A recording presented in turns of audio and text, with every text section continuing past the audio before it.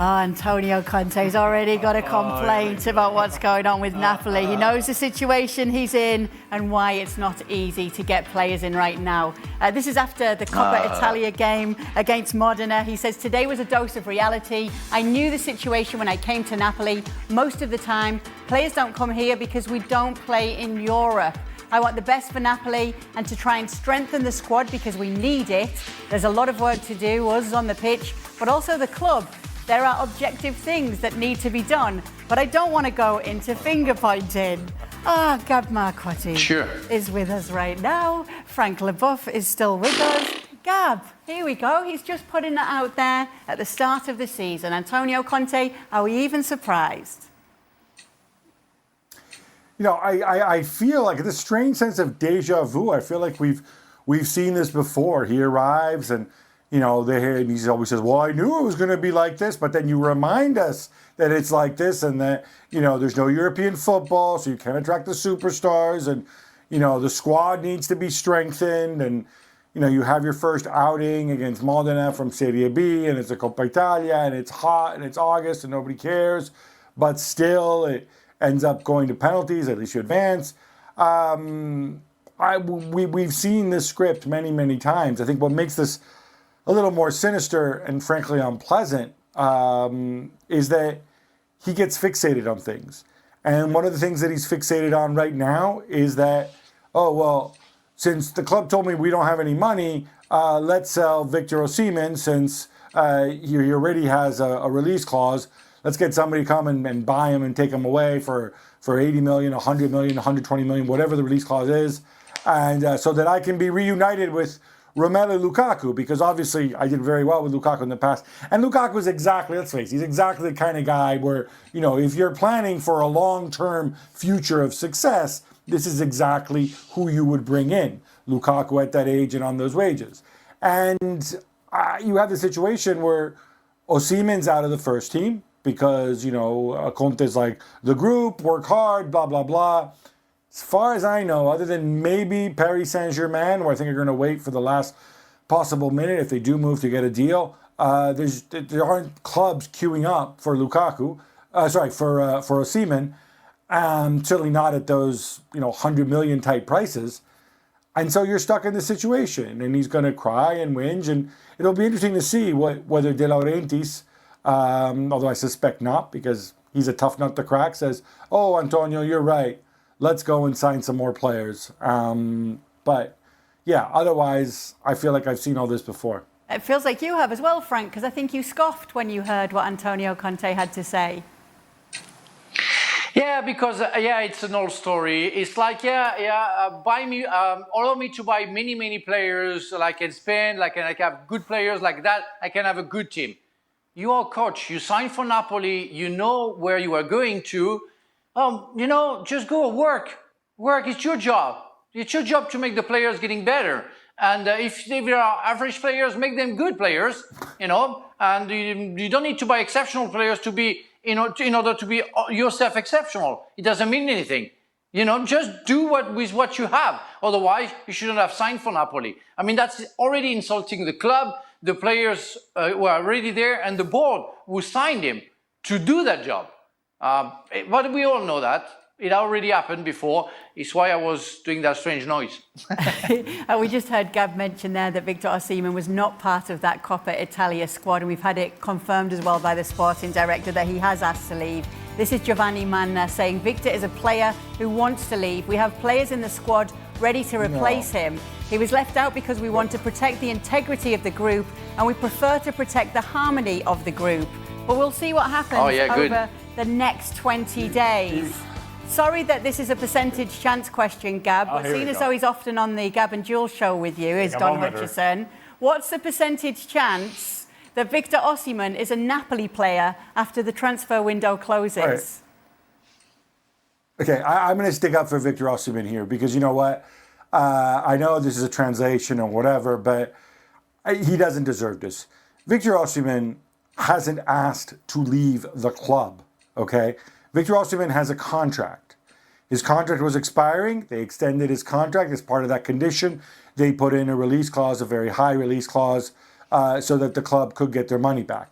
He could have run his contract down and left on a free transfer, or had just a year left on his deal, and then he could have left for really peanuts. This is the reality of Victor Osimhen. It's not like he decides, I don't like Naples anymore. I don't like Mount Vesuvius. I don't like the food. I don't like the sea. Let me leave. All right, so let's be very, very clear about this. That when you say, he has to leave, no, he's being disingenuous, right? You effectively put him on the market, and of course, if a big team comes along, he's going to consider it. That's the reality of it. The reality of it is also that if you don't play him in preseason, Conte doesn't figure out how to build a bridge, how to make it work, he could end up leaving. But like I said, last few days of the transfer window, Osimhen holds all the cards here because he can just wait and run his contract down at this stage. Last few days of the transfer window, Paris Saint-Germain shows up with 40 million, 50 million, a lot less than what he's worth and a lot less than what Napoli thought they were going to get if they had treated this whole situation like grown-ups. Then the reality is they may have to give in. And that is the really bad situation they've put themselves in. So as of right now, I'm going to say there's probably a 70% chance that he leaves this August. I would hope sanity prevails and Napoli only let him go for a really, really good price. And that Conte says, you know what, Victor, let's make this work. And maybe you move in January, but I want to have a competitive team out there. Would they want to sell Osimhen to Chelsea for some cash and maybe Lukaku in return, Gab? Yeah, for Conor Gallagher, in one of those swap deals, right? Forget Samuel. Let's just send us Conor Gallagher instead. Look, the reality is Lukaku on Chelsea's books, I think even with the write-down, Chelsea would need to get something like 35 million for him. Plus he has the enormous wages. He'll take a pay cut, but he's not going to take an enormous pay cut. He's not an idiot. And so in the end, if you're replacing Osimhen for somebody who is older than him and who makes more money, it doesn't make any sense. From Chelsea's perspective, yeah, he would fit the bill. I have no idea, as I said this on the show the other day, I have no idea how Chelsea think they're going to resolve PSR and financial fair play, much less if they're going to go and put together a 70, 80, 90 million euro package for Osimhen. If I'm Napoli, unless I get Lukaku on loan, on my terms, maybe he takes a pay cut for a year, maybe Chelsea give us a little break or his amortization, whatever, but no more than that. I don't see how that would make any sense whatsoever for Napoli. So would the plan be then to get Lukaku in regardless of what's going on with Osimhen for Napoli and Conte? That's Conte's plan. But you know what? At this stage, everybody's playing chicken, right? So the reality is Chelsea need to get Lukaku off their books for profit and sustainability reasons. Conte wants Lukaku. So we're going to sit there and we're going to play chicken until August 31st, and the clock's going to start ticking, and then they're going to wait for something to happen. And then I guess they're going to have to make a deal unless Lukaku finds a home elsewhere in the meantime.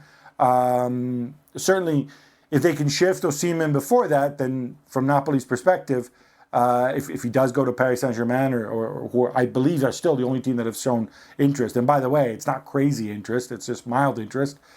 If they can do that, they have the money in, maybe they can work out something with Chelsea sooner. But again, unless Chelsea have some magic PSR box somewhere, they're going to have to shift these players, and they're going to have to shift them not on the terms they want, but on the terms that the buying clubs want. But I think all of that is going to come down to the last days of the transfer window. The efficiency was just shown there with Lukaku under Conte. This is a match made in heaven when it comes to those two. He definitely knows how to get the best out of this player, and this player knows how to give his best for Conte. All right, it's been a while. Go ahead, Stevie, go ahead. Lukaku! Seriously, you want Lukaku over Osimhen? And you're willing to upset the whole club in order to do it? Because that's what you're doing. He better win a couple of games at the start of the season. Because the players are going to be going, hold on a second, why is this guy... Players absolutely would accept if this was straightforward and Osimhen, they got a bid for 90 million for Osimhen and he went. And all the players would be like, go on, son, you deserve it. But if this doesn't work out and he's banished and training with the reserves and all that other nonsense, the players are going to be going, what's going on here? We've got a guy here who can win us games, but yet you want to bring in, as Gab said, an older guy, a guy who's on more money, and who you don't actually know is going to fit in. Are we going to change? You're going to change the whole way the team plays for Lukaku. I mean, that's kind of what you're doing. You're changing the way the team's going to play for Lukaku. Frank is nodding along furiously. Lukaku? I mean, Frank. seriously. No, because I totally agree with everybody. I mean, it doesn't make any sense. And with all due respect to Lukaku, Osimhen is much better, and he already knows the club, he knows the players, his teammates, he knows how to handle it, he knows how to score goals for Napoli. I mean, unless you get 90 million from Paris Saint-Germain, because I doubt now that he can go to Chelsea. There is an interest, and as Gab says, it's a mild interest. The guy is 25; he's already too old. You just got Samu Omorodion. I don't want to be mistaken, and they have Nicolas Jackson. They're two young players. They are enough strikers. They don't want more strikers. They have Nkunku who can play there. They're not going to pay because the PSR and all the fair play stuff. They don't want to get another player. And Osimhen is too expensive, he's too old. So I see only one club could be interested, and they're going to work on that. It's Paris Saint-Germain. And they're going to get, for less, a fantastic player. So it's a big gamble for me, for Conte.